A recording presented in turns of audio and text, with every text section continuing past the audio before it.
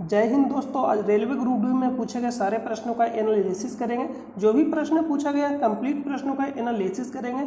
आप में से जो भी छात्र आज रेलवे ग्रुप डी का एग्जाम दिए होंगे या भविष्य में यानी आने वाले फेज में देने वाले हैं तो इस वीडियो को आप जरूर देखिएगा और इसका पीडीएफ आपको टेलीग्राम चैनल पे प्रोवाइड कर दिया जाएगा, जिसका लिंक आपको वीडियो के डिस्क्रिप्शन में मिलेगा या आप टेलीग्राम चैनल पे जाकर सर्च कर सकते हैं स्टडी लिंक पीडीएफ। वहाँ से भी जाकर आप टेलीग्राम चैनल को ज्वाइन कर लीजिएगा।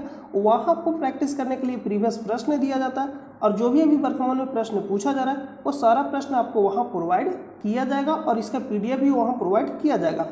जो भी शिफ्ट में आज प्रश्न पूछा गया है सारा प्रश्न आपको कंप्लीट कराया जाएगा। क्या क्या प्रश्न पूछा गया? एड्स का फुल फॉर्म पूछा गया था, एलिसा टेस्ट पूछा गया था, पौधे यानी O2 ऑक्सीजन कहाँ से लेते हैं, पेरियार नदी कहाँ से निकलती है, शंघाई हिरन कहाँ का राजकीय पशु है, अनुच्छेद 279 के ए संबंधित है, पर्यावरण को स्वच्छ बनाता है। और भी प्रश्न पूछा गया, ओम का नियम है, अनुच्छेद 51 का एक किस भाग से संबंधित है। ऐसे बहुत सारे प्रश्न पूछेंगे। सारे प्रश्नों को आज हम लोग देखने वाले हैं। तो आइए हम लोग वीडियो को शुरू करते हैं। चैनल पे पहली बार विजिट कर रहे हैं तो चैनल को आप सब्सक्राइब कर लीजिएगा और अपने दोस्तों को शेयर कर दीजिएगा, क्योंकि आपको रेगुलर ग्रुप डी का एनालिसिस प्रोवाइड किया जाएगा। तो प्रश्न क्या क्या पूछा गया है? जैन धर्म में जीन का अर्थ होता है, यानी जैन धर्म में जीन का अर्थ क्या होता है? विजेता। जैन धर्म से रिलेटेड ये भी प्रश्न पूछा जाएगा कि जैन धर्म के 24वें तीर्थकर कौन है? तो महावीर स्वामी। आप याद रखिएगा, मोस्ट इंपोर्टेंट प्रश्न पूछा जाएगा। इससे रिलेटेड जो भी फैक्ट प्रश्न पूछा जाएगा वो हम आपको बताते चलेंगे। लिख रहा है कि पहली बार 1952 में राष्ट्रीय आय की गणना किसने की थी? तो CSO जिसको हम बोलते हैं केंद्रीय सांख्यिकी संगठन, और इसको इंग्लिश में बोलते हैं सेंट्रल स्टैटिक ऑर्गेनाइजेशन। तो इसका राइट आंसर क्या होगा? CSO। नेक्स्ट प्रश्न पूछा गया था कि इनमें से कौन सा गलत है? तो गलत कथन का चुनना था। ऐसा ऑप्शन में दिया गया था कि अनुच्छेद 358 स्वास्थ्य आपात। तो ये जो अनुच्छेद 358 है स्वास्थ्य आपात से संबंधित नहीं है, तो ये क्या हो जाएगा? गलत हो जाएगा। गलत ही चुनना था तो ऑप्शन नंबर ए हो जाता। वहाँ आप ऑप्शन के अनुसार इसको कर लीजिएगा। तो अनुच्छेद जो 358 है ये किससे संबंधित? आपात से ही संबंधित है, यानी जैसे ही आपात लगेगा तो ऑटोमेटिक अनुच्छेद 358 लागू हो जाएगा। यानी जैसे ही आपात लगेगा तो अनुच्छेद 358 लागू होगा और अनुच्छेद 19 को क्या कर देगा? निलंबन में, यानी इसको क्या लगा देगा? पाबंदी लगा देगा। अनुच्छेद 19 पे निलंबन। अनुच्छेद 352 राष्ट्रीय आपात, ये सही हो जाएगा। अनुच्छेद 360 वित्तीय आपात, ये भी सही हो जाएगा। अनुच्छेद 356 राष्ट्रपति शासन, राष्ट्रीय आपात नहीं राष्ट्रपति शासन, तो ये भी आपका सही हो जाएगा। तो गलत चुना था ऑप्शन नंबर ए। नेक्स्ट प्रश्न पे चलते हैं। उष्णकटिबंधीय सदाबहार वन किस जगह पाई जाती है? ऑप्शन में इस टाइप का कुछ दिया गया था, केरल, यूपी, राजस्थान, गुजरात। तो इसका आंसर होगा केरल। उष्णकटिबंधीय सदाबहार वन कहने का मतलब है जो भूमध्य रेखा के नजदीक में होगा। जो भूमध्य रेखा के नजदीक में वहाँ क्या पाया जाएगा? सदाबहार वन, या जहाँ सबसे अधिक वर्षा हो। तो वर्षा सबसे अधिक कहाँ होगा? भूमध्य रेखा के पास, क्योंकि सबसे अधिक जो सूर्य के प्रकाश पड़ेगा भूमध्य रेखा के पास पड़ेगा। और सर्वाधिक क्या हो जाएगा? वाष्पीकरण होगा। तो वाष्पीकरण होगा तो बादल बनेगा, बादल बनेगा तो क्या होगा? वर्षा होगा। तो यानी इसका कॉन्सेप्ट है कि कर्क रेखा और ये जो भूमध्य रेखा हो गया और मकर रेखा, ये जो कर्क रेखा और मकर रेखा के जो बीच का जो पट्टी, इसी में पाया जाएगा उष्णकटिबंधीय सदाबहार वन। तो ये केरल ही इसका आंसर हो जाएगा, क्योंकि भूमध्य रेखा के आसपास कौन सा? केरल में सर्वाधिक बारिश होता है। इसके अनुसार ऑप्शन नंबर केरल। चौक लौ त्योहार कहाँ मनाया जाता है? तो आप इसको देख लीजिएगा एक बार, क्योंकि कैंडिडेट के द्वारा बताया गया। तो चौक लौ त्योहार कहाँ मनाया जाता है? आप लोग कमेंट करके बताइएगा यही प्रश्न था या कुछ और पूछा गया था। जिन महिलाओं ने पढ़ाई छोड़ दी है उसके लिए इंडिया और यूनेस्को ने कौन सी योजना चलाई दोबारा पढ़ाई को बढ़ावा देने के लिए? तो एक ऑप्शन में दिया गया था बालिका विद्यालय।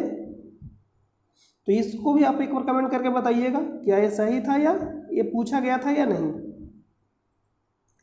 ये सब सारा प्रश्न कैंडिडेट के द्वारा बताया गया। मांग बढ़ती है तो उसका वक्र कैसा होता है? इकोनॉमिक्स का प्रश्न पूछा गया तो कुछ इस टाइप के। तो वहाँ ये ऑप्शन के अनुसार आप इसको आसानी से बना सकते हैं। मांग बढ़ती है तो उसका वक्र क्या होता है, यानी बाएं दाएं इस टाइप के कुछ कैसे का ऑप्शन होगा। अगर आपको ऑप्शन याद होगा तो कमेंट करके बताइएगा, उसका आंसर हम आपको बता देंगे। नेक्स्ट प्रश्न पूछा गया था, नमक कानून तोड़ने के लिए 1930 में कौन सा आंदोलन हुआ था? तो दांडी मार्च हुआ था। नमक कानून तोड़ने के लिए 1930 में कौन सा आंदोलन हुआ था? दांडी मार्च। तो यहाँ से प्रश्न पूछा जाएगा कि शुरू कब हुआ था और एंड कब हुआ था। ये सारा प्रश्न आपसे पूछा जाएगा, तो आप इसको याद रखिएगा। ये जो चला था दांडी मार्च यात्रा 24 दिनों तक चला था। इसमें टोटल 240 मील, कितना? 240 मील या किलोमीटर में भी आपको दिया जाएगा आंसर।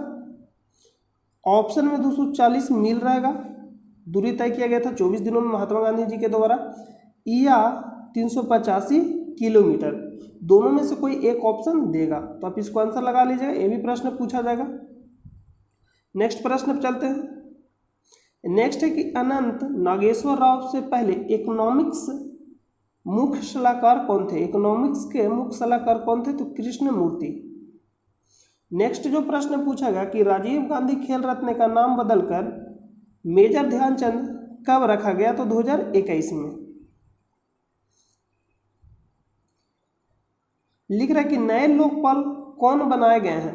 तो अगर प्रश्न पूछा जाए कि पहले लोकपाल कौन थे, तो पीसी घोष, पिनाकी चंद्र घोष पूरा नाम है, पीसी घोष पहले लोकपाल।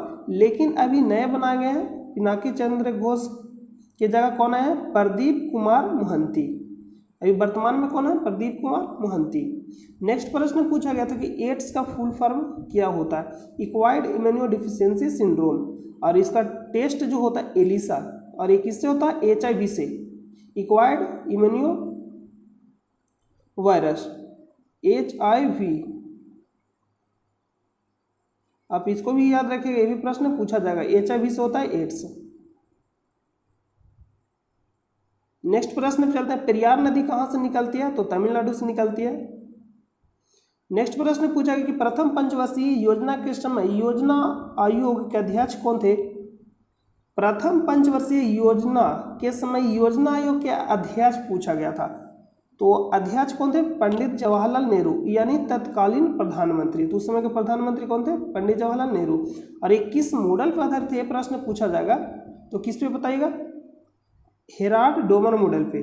जो पहला पंचवर्षीय योजना था हेराल्ड डोमर मॉडल पे आधारित था, और जो दूसरा पंचवर्षीय योजना था पीसी महालनोबिस मॉडल पे आधारित है। ये भी प्रश्न पूछा जाता है। योजना अवकाश कब से कब तक रहा था? तो योजना अवकाश आपका हो जाएगा 1966 से लेकर 69 तक योजना अवकाश रहा था। 1966 से लेकर 69 तक, यानी 3 वर्षों के लिए। ये भी प्रश्न पूछा जाता है, तो ये सारा प्रश्न आप याद रखिएगा। 2021 वर्ल्ड चैंपियनशिप कुश्ती के रजत पदक किसने जीता? अंशु मलिक। क्या हो जाएगा आंसर? अंशु मलिक। साइंस से प्रश्न पूछा गया कि प्रकाश संश्लेषण इक्वेशन बैलेंस करने के लिए पूछा गया था, तो प्रकाश संश्लेषण इक्वेशन क्या करना था? बैलेंस करना था। आप इसको आसानी से कर सकते हैं।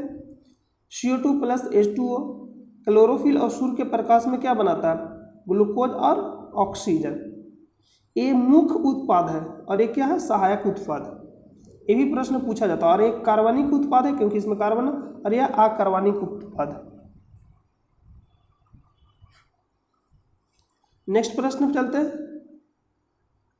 नेक्स्ट प्रश्न पूछा कि न्यूलैंड्स पीरियोडिक टेबल में पहला और अंतिम तत्व क्या था?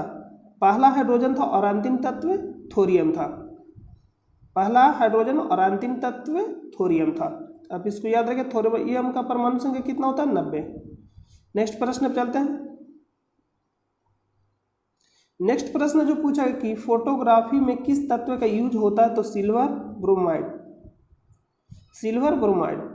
पानी जमीन के अंदर किस प्रक्रिया से जाता है? इनफिल्ट्रेशन। जो पानी है जमीन के अंदर किस प्रक्रिया से जाता है? इनफिल्ट्रेशन। नेक्स्ट प्रश्न पूछा गया रासायनिक अभिक्रिया, इसको आपको बैलेंस करना था, वहां दिया गया होगा ऑप्शन में, इसको भी बैलेंस करना था। जिप्सम को गर्म करने पर क्या प्राप्त होता है? Plaster of Paris. तो प्लास्टर ऑफ पेरिस का सूत्र पूछ लिया जा सकता है। तो प्लास्टर ऑफ पेरिस का सूत्र क्या होता है? Calcium sulphate ½ H2O, plaster of Paris का सूत्र। और जिप्सम का सूत्र क्या होता है? कैल्शियम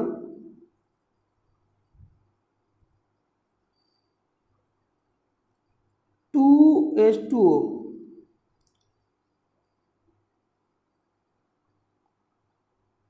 देखिए यहाँ पे जिप्सम को गर्म करने पर क्या मिलता है, प्लास्टर ऑफ पेरिस मिलता है। तो प्लास्टर ऑफ पेरिस का सूत्र पूछा जाएगा और यहाँ पे पूछा जाएगा जिप्सम का सूत्र। तो जिप्सम का सूत्र क्या होता है, CaSO4 हाफ H2O, और प्लास्टर ऑफ पेरिस का सूत्र होता है CaSO4 हाफ H2O, और जिप्सम का सूत्र होता है CaSO4 2H2O।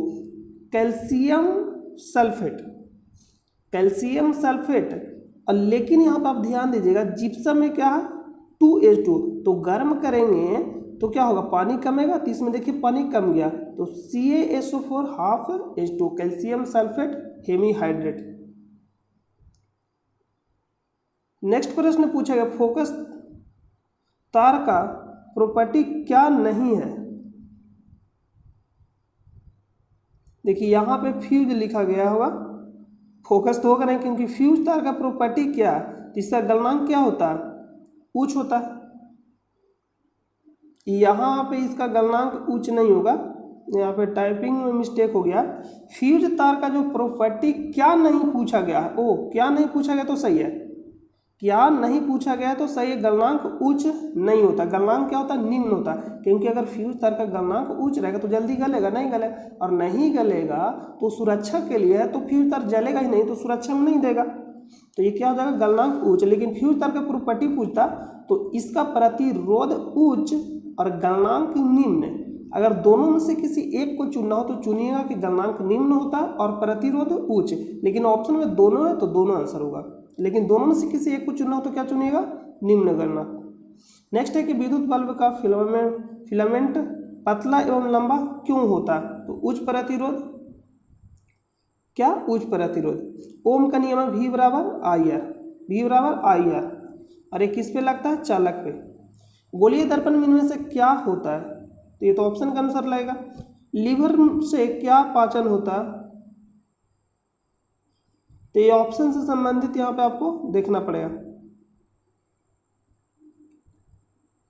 नेक्स्ट प्रश्न पूछा गया कि पर्यावरण को स्वच्छ बनाने का काम कौन करता है, तो शैवाल और लाइकेन। कौन करता है, शैवाल और लाइकेन। ऑक्सीजन किसके लिए आवश्यक है, पायरोविक एसिड यानी ग्लूकोज, और यहाँ पर दिया पायरोविक एसिड और लैक्टिक एसिड और CO2 और O2। तो ये सब जो भी प्रश्न ऑप्शन के अकॉर्डिंग टू बनेगा। नेक्स्ट जो प्रश्न पूछा गया कि विद्युत मोटर में धारा की दिशा को उल्टा कौन करता है, विद्युत मोटर में, तो इसका अर्थ क्या होता है, कम्यूटेटर, जो आप देखते हैं जिसमें लगा होता है, इस टाइप का जो मोटर होता है उसमें घुमाने वाला इस पे जो लेपटा होता है तार, उसी को क्या बोलते हैं, कम्यूटेटर। यहाँ से हम आपको इमेज तो दिखा नहीं सकते क्योंकि ज़्यादा डिटेल में जाएगा तो वीडियो लंबा हो जाएगा। नेक्स्ट प्रश्न पर चलते हैं, इनमें से कौन सा सही है, तो इनमें से कौन सा सही पूछा गया, तो ये सब जो दिया गया था क्या था, सही। कंडोम स्पर्म को रोकता है, ये सही है। गर्भ निरोधक गोलियां अंडा उत्सर्जन को रोकता है, ये भी सही है। कॉपर की महिला द्वारा यूज किया जाता है, ये भी सही है। तो ऑप्शन एक जो होगा उसमें सही, इनमें से कौन सा सही है, तो ऑप्शन होगा इनमें से सभी क्या सही है, तो ये ऑप्शन के अकॉर्डिंग बनेगा। आपतित किरण और परावर्तित किरण से संबंधित है, बस इतना ही है। तो ऑप्शन दिया गया 90, 60, 0, 180। तो इसमें क्वेश्चन जो प्रश्न दिया गया कंप्लीट नहीं दिया गया, तो यहाँ पे और प्रश्न इसमें आगे क्या था आप कमेंट करके बताइएगा। देखिए नेक्स्ट जो प्रश्न पूछा गया कि आर्टिकल 51 के किस पार्ट में आता है, तो पार्ट यानी भाग 4 के ए यानी भाग 4 के ए में आता है आर्टिकल, और ये किस संविधान संशोधन के तहत जोड़ा गया था, तो 42वां संविधान संशोधन 1976 में जोड़ा गया था, और इसमें क्या मौलिक कर्तव्य। नेक्स्ट प्रश्न पे चलते हैं, बसवराज बम्बई द्वारा एक योजना शुरू किया गया, वे किस राज्य के मुख्यमंत्री है, तो कर्नाटक। दूषित जल से कौन सा रोग फैलता है, तो डायरिया, टाइफाइड, पित्त, यहाँ पे पित्त लिखा गया।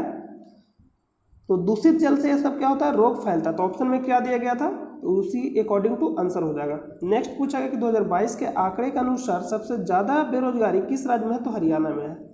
अमरकंटक पहाड़ी से कौन सी नदी निकलती है, तो अमरकंटक से 3 नदी निकलती है। ये मान लीजिए अमरकंटक इधर सोन, नर्मदा और इधर महानदी, तो ऑप्शन के अकॉर्डिंग बनेगा आंसर। नेक्स्ट है कि मानव विकास सूचकांक में इंडिया का रैंक क्या है, तो 131।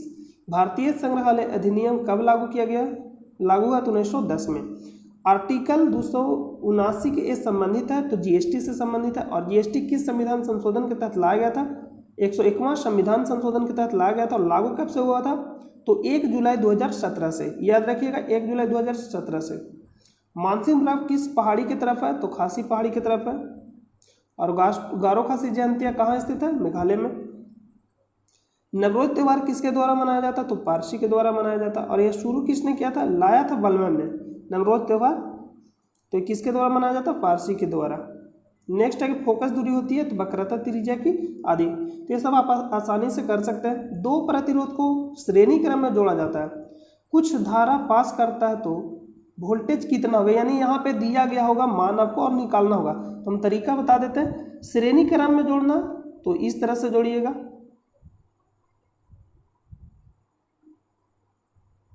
तो इस तरह से अगर जोड़िए, मानिए R1 है, ये R2 है, तो दोनों को जोड़ दीजिएगा, R1 प्लस R2। तो जो भी मान दिया रहेगा वो आएगा मान, और जब मान आ जाएगा तो निकालना है कि वोल्टेज क्या होता है, V बराबर IR होता है। V बराबर क्या होता है, IR। और यहाँ पे धारा का मान दिया गया होगा आपको, और यहाँ से R निकल लीजिएगा, तो धारा का मान रखिएगा और R, तो क्या निकल जाएगा, वोल्टेज। तो इस तरह से आपको सोल्व करके निकालना था। नेक्स्ट जो प्रश्न पूछा गया कि सोडियम कार्बोनेट को पानी के साथ अभिक्रिया, तो सोडियम कार्बोनेट को क्या करना, पानी के साथ अभिक्रिया कराना है। तो ऑप्शन तो यहाँ पे दिया गया नहीं है, तो आप कमेंट करके बताइएगा कि क्या दिया गया था। Poverty and British rule in India किसके द्वारा लिखा गया, तो दादा भाई नौरोजी के द्वारा लिखा गया, और एक वायुवृत पुरुष के नाम से जाने जाते हैं। नेक्स्ट प्रश्न पे चलते हैं। और धन निष्कासन का सिद्धांत कौन दिए थे, दादा भाई नौरोजी। नेक्स्ट जो सवाल पूछा गया ये तो आपको बता दिए। 2021 में द्रोणाचार्य पुरस्कार किन दो लोगों को मिला,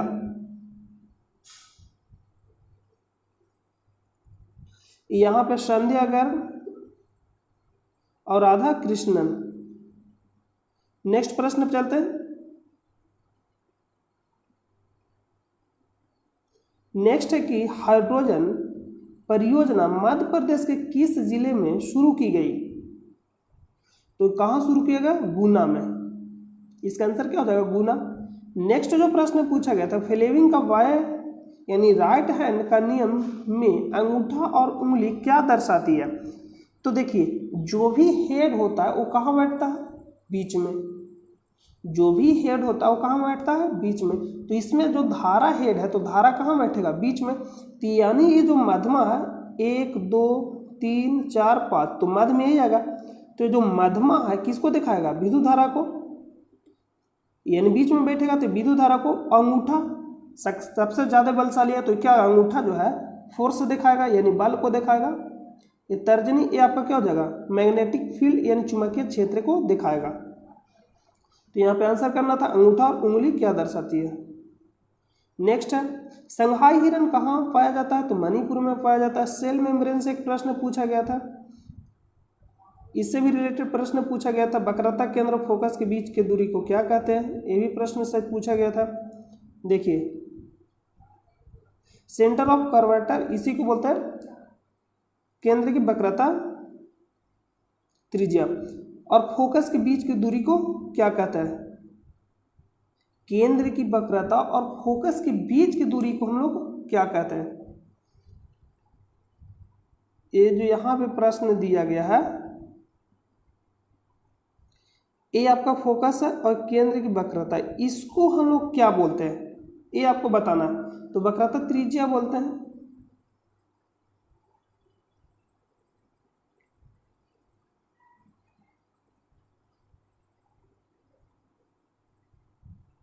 नेक्स्ट प्रश्न चलते हैं। नेक्स्ट कि हाजी अली की दरगाह कहाँ स्थित है, तो मुंबई यानी महाराष्ट्र में स्थित है। इनमें से कौन गलत है, तो गलत चुनना था। तो केरल कन्नड़, तो कन्नड़ कर्नाटक में बोली जाती है भाषा, केरल में मलयालम, तो ये आपका गलत हो जाएगा। मेघालय खासी सही, आंध्र प्रदेश तेलुगु ये भी सही है। बुझा हुआ चूना में ऑक्सीजन मिलने पर क्या बनेगा, तो क्या बनेगा, कैल्शियम ऑक्साइड, और इसी को बोलते हैं शुष्क चूना। क्या बोलते हैं, शुष्क चूना। और यहाँ पर क्या, बुझा हुआ चूना, ये भी सूत्र पूछ लिया जाता है। कैल्शियम कार्बोनेट, ये भी सूत्र पूछा जाएगा। संगमरमर का सूत्र क्या, और इसी को हम खड़िया बोलते हैं। नेक्स्ट है कि पिंक प्रोटेक्शन प्रोजेक्ट किस राज्य ने शुरू किया, तो केरल ने शुरू किया। और एक जो प्रश्न पूछा गया था कि पौधे ऑक्सीजन किस भाग से लेते हैं, तो पौधे जो पत्तियों के किस भाग से लेते हैं, तो रंध्र से लेते हैं। इसका आंसर हो जाएगा ऑक्सीजन किससे लेते हैं, रंध्र से। तो सारा प्रश्न पूछा गया तो हम उम्मीद करते हैं कि आपको समझ में आ गया होगा। और अगर आपको डाउट लगता है तो कमेंट करके बता दीजिएगा, क्योंकि मिस्टेक हो सकता है, टंग ऑफ स्लिप हो सकता है, ये किसी से भी हो सकता है। तो अगर आपको डाउट लगता है तो कमेंट करके बता दीजिएगा। और वीडियो अच्छा लगा हो तो आप चैनल पे नए हैं तो चैनल को सब्सक्राइब कर लें और अपने दोस्तों पर शेयर कर दें। तो मिलते हैं नेक्स्ट वीडियो में नेक्स्ट एनालिसिस के साथ। जो भी एनालिसिस में प्रश्न छूट गया होगा वो आपको हम नेक्स्ट वीडियो में करा देंगे। तो तब तक के लिए अपना ख्याल रखिए, अच्छे से एग्जाम दीजिए, और आने वाले समय में जो भी या जिनका एग्जाम है उनके ऊपर सब शेयर कर दीजिए कि ज़्यादा से ज़्यादा इसका फ़ायदा उठा सके। तो मिलते हैं नेक्स्ट वीडियो में, तब तक के लिए अपना ख्याल रखिए। जय हिंद, जय भारत।